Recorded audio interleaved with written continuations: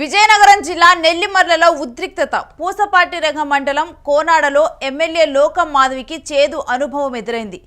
తుఫాన్ సాయం అందించడంలో వివక్ష చూపుతున్నారంటూ ఎమ్మెల్యేను మత్స్యకార మహిళలు నిలదీశారు. కొందరికి 25 కేజీల బియ్యం, మరికొందరికి 50 కేజీల బియ్యం పంపిణీ ఏంటంటూ కూడా ఆందోళన వ్యక్తం చేశారు.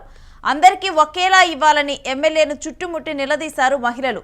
ఇక సమాధానం చెప్పలేక బియ్యం పంపిణీ చేయకుండానే వెనుతిరిగింది ఎమ్మెల్యే లోకం మాధవి. ఇక స్థానికులతో లోకం మాధవి అనుచరులు కూడా వాగ్వాదానికి దిగారు.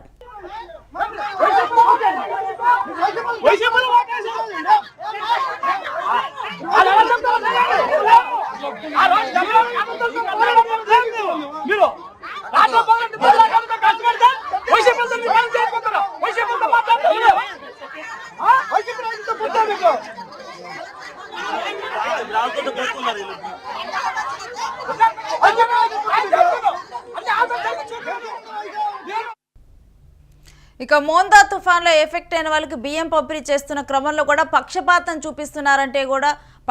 చూపిస్తున్నారు అంటూ కూడా ఎమ్మెల్యే లోకం మాధవి మీద అయితే ఇప్పుడు అక్కడ ఉన్నటువంటి స్థానికులు అయితే వెనుతిరిగారు, అక్కడ ఎదురు తిరిగారు. ఇక దీంతో కూడా అక్కడ నుంచి కూడా లోకం మాధవి వెనుతిరగటం జరిగింది. తర్వాత లోకం మాధవి అనుచరులు అక్కడ ఉన్న వారితో కూడా వాగ్వాదానికి దిగారు.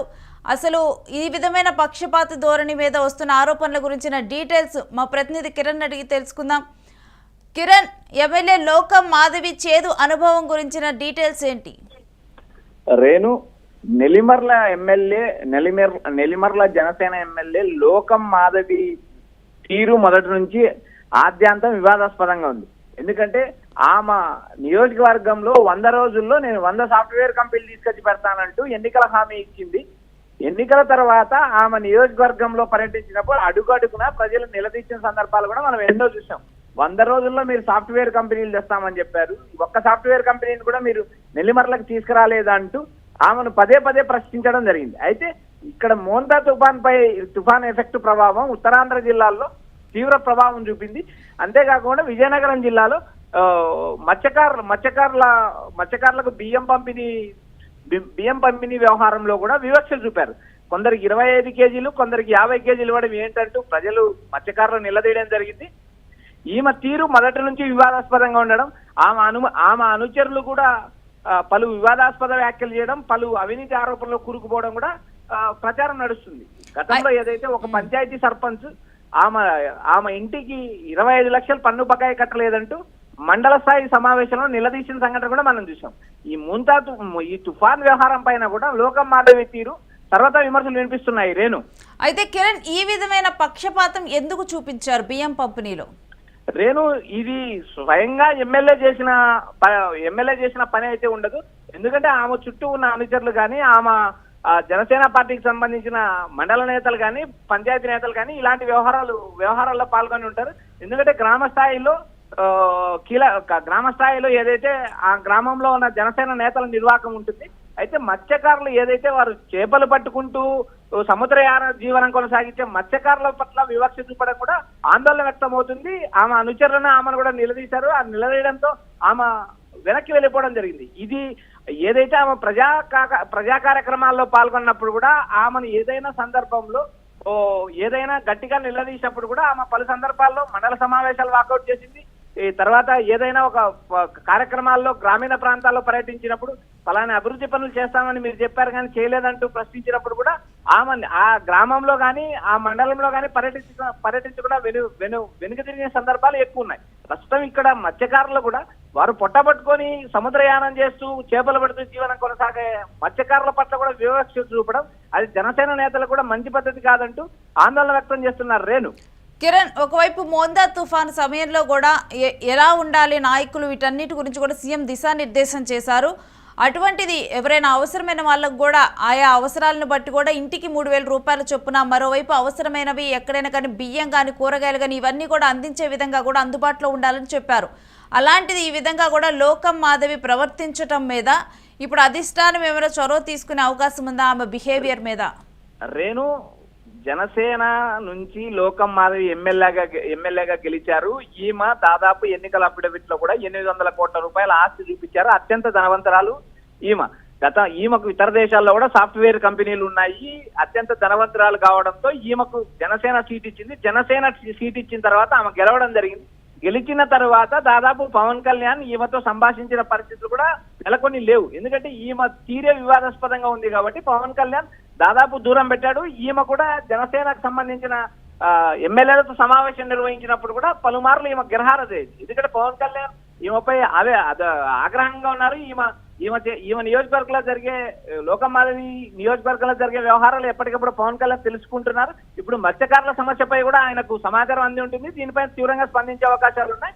మొదటి నుంచి ఏదైతే ఈమె ఎమ్మెల్యేగా గెలిచిన రోజు నుంచి ఆమె నియోజకవర్గంలో ఆమె చేసే వ్యవహారాలు, ఆమె చేసే పనులు, ఆమె అనుచరులు చేసే అక్రమాలు కూడా ఏదైతే జనసేన అధిష్టానానికి నివేదిక అందుతున్నాయి.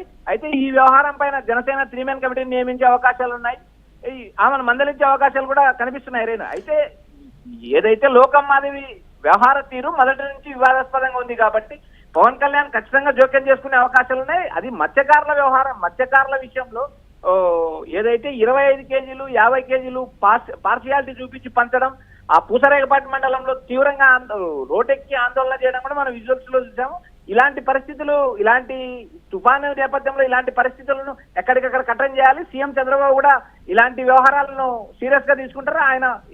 ఆయన ఏదైతే తుఫాను ప్రాంతాల్లో పర్యటించినప్పుడు కానీ రివ్యూ చేసినప్పుడు కూడా ఆయన క్లియర్ గా చెప్పారు, 2 లేదా 3 ఉన్న కుటుంబ సభ్యులకు 3,000 పైన ఆర్థిక సాయం అందించండి, 1 ఉన్న కుటుంబానికి 1,000 రూపాయల ఆర్థిక సాయం ఖచ్చితంగా అందించండి, పునరావాసంలో ఉన్న బాధితులను ఖచ్చితంగా మనం ఆదరించాలి, వాళ్ళని కాపాడుకోవాలి, వాళ్ళకు సౌకర్యాలు కల్పించినట్టు సీఎం చంద్రబాబు ఇచ్చిన ఆదేశాలను కూడా ఏదైతే జనసేన ఎమ్మెల్యే లోకమాధవిని తుంగలో తొక్కారనుకోవచ్చు. Renu, right, thanks for the details Kiran.